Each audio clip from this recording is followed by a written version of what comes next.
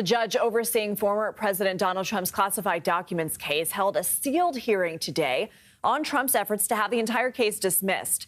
Overnight, prosecutors filed these never-before-seen pictures of classified documents found during the FBI's 2022 Mar-a-Lago search. It was in response to the former president's claims that investigators mishandled the materials found in boxes. CBS News campaign reporter Katrina Kaufman is outside the courthouse in Fort Pierce, Florida. So, Katrina, catch us up to speed on these late overnight filings. Hi, Lindsay. So last night, Jack Smith submitted a filing in which he responded to a claim by Trump that this is yet another effort to dismiss this indictment, first of all, and it's because Trump says that his due process rights have been violated by the government because they've tampered with the contents of these boxes that were found during the Mar-a-Lago search and in which the classified documents were found. He also says that the special counsel's office had a meeting where the order of the contents were discussed and he didn't receive the note. So he says all of this is a reason that they should just dismiss this case completely because this evidence has been spoiled. Now, Jack Smith's filing was very sharply worded. First of all, he says that Trump is offering no cases that support this claim, that this has never been done before, and also that the 11th Circuit, which is what Judge Cannon's court is in, has never found that the government violated a defendant's due process rights by losing or even destroying evidence.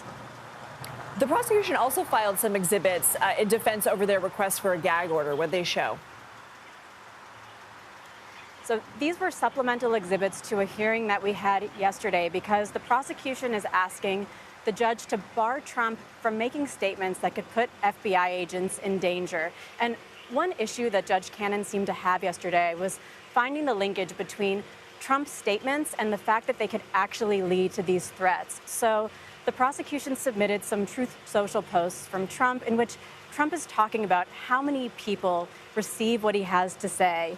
He said, or something to the effect of how everyone hears what he has to say and quickly. And this is really just to show that link, that when Trump says something, people hear it and that it could in fact be acted upon, leading to endangering the lives of these FBI agents. So, Katrina, we obviously don't know how the judge will rule or when, but what's your read on how this could go? In terms of this effort to limit Trump's statements, yesterday's hearing was really contentious, and Judge Cannon did not seem that receptive to making this change. She also was really concerned about the First Amendment aspect of this because Trump's team was arguing that this would be chilling on his free speech right before the presidential debate that's coming up this week, before the Republican National Convention, and of course, while he is campaigning. So I don't know that she's going to be inclined to grant that ask. In terms of the other things we've been hearing about, which is Trump trying to get the whole indictment dismissed because he says that Jack Smith has been unlawfully appointed and is being unlawfully funded. She seemed skeptical of some of Trump's arguments, but she also seemed to take them very seriously.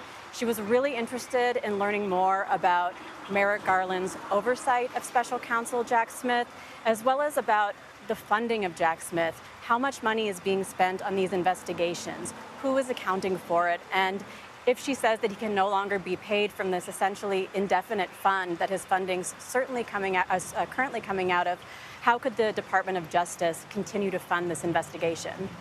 For the record, Katrina, before we let go, we have to be very quick. All special counsels come from this fund, right? Yes, and this was the argument that the special counsel's team made, that this is long-standing historical practice. It's been done for years. This is the way that special counsels have always been paid. What Trump's team is saying that it initially was set up under an Independent Counsel Act that has since expired, but even since that happened in 1999, all special counsels since then have been paid from this fund, including one under Trump's own administration. Katrina Kaufman, thank you.